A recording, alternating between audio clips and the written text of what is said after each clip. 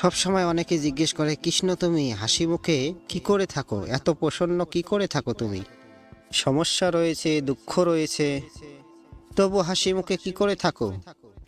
সত্যি কথাই বটে, এই সংসারের চারিদিকেই দুঃখ রয়েছে, প্রত্যেকের জীবনেই সমস্যা রয়েছে। কৃষ্ণের জীবনে একটু বেশি সমস্যা রয়েছে, তবু আমি হাসতে থাকি। কেন? কারণ হলো প্রেম। আমার সমস্ত মনোযোগ কেন্দ্রীভূত থাকে এই প্রেমের ভিতরে। যেমন রাধার প্রেম, দ্বারকার প্রেম, দাদার প্রেম, স্ত্রীর প্রেম, পুত্রের প্রেম, মাতা পিতার প্রেম আদি ইত্যাদি। আমার মনোযোগ এই প্রেমের ভিতর কেন্দ্রীভূত থাকে।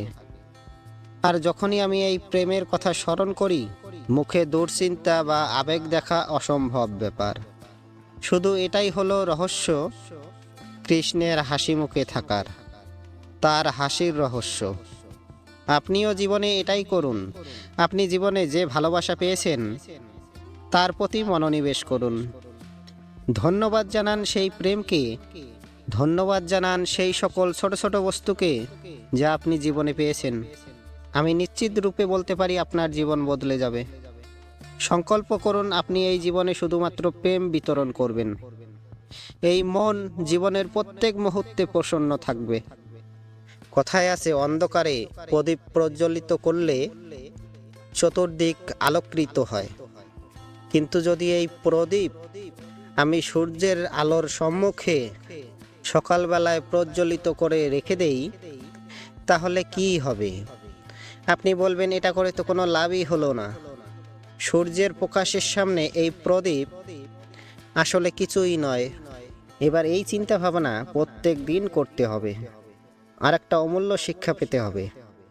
মনে করুন যে আপনি মহাপুরুষের সামনে বসে আছেন, কোনো মহাজ্ঞানীর সামনে। তাহলে সেই ব্যক্তির সামনে নিজের জ্ঞানের প্রদীপ প্রজ্বলিত করবেন না, নীরব থাকুন। সেই ব্যক্তির সূর্যের প্রকাশের মতো জ্ঞান প্রাপ্ত করুন, যতটা পারবেন জ্ঞান লাভ করুন। যদি এমন কোনো সময়, এমন কোনো স্থানে আছেন, আপনি চতুর্দিকে দেখছেন চতুর্দিক অন্ধকার, কারোর কাছেই জ্ঞান নেই, সেখানে নিজের জ্ঞানের প্রদীপ প্রজ্বলিত করুন। এমন করলে দুদিক থেকেই আপনারই লাভ হবে। আপনার জ্ঞান প্রাপ্তিও হবে, আর জ্ঞানের সঠিক প্রয়োগও করতে পারবেন। কখনো কোনো বৃক্ষকে দেখেছেন? এই পৃথিবীর থেকে ততটুকুই জল নেয় যতটুকু তার দরকার, যতটুকু তার প্রয়োজন। কোনো প্রাণীকে দেখুন, এই প্রকৃতি থেকে ততটুকুই খাবার গ্রহণ করবে যতটুকু তার খিদে রয়েছে। খিদে মিটে গেলে আর খাবে না। এবার মানুষকে দেখুন, সে নিজের জীবনে যা কিছু পেয়েছে, বস্তু, ধন, খাবার, শক্তি, প্রয়োজনের থেকে অনেক বেশি লাভ করার চেষ্টা করছে। প্রয়োজনের থেকে যদি বেশি পেয়েও যায়, তাহলেও তার কম মনে হয়। এবার এরকম ঠিক কেন হয়? এর পিছনে কারণ কি? কারণ হলো লোভ। লোভের আগুন যদি একবার প্রজ্বলিত হয়, তাহলে শুধু বাড়তেই থাকে। ততক্ষণ বাড়বে যতক্ষণ না আপনি নিজে তাকে বাধা দিচ্ছেন। তবে এই লোভের আগুন নিয়ন্ত্রণ করা সম্ভব।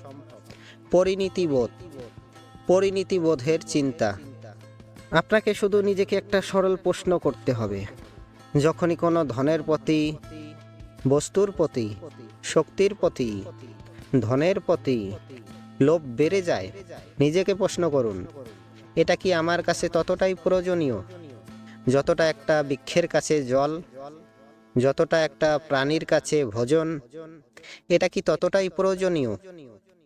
যদি উত্তর না হয়, তাহলে নিজেকে সেখানেই বাধা দিন, সেই ভাবনা সেখানেই ত্যাগ করুন, কারণ সেটাই হলো লোভ।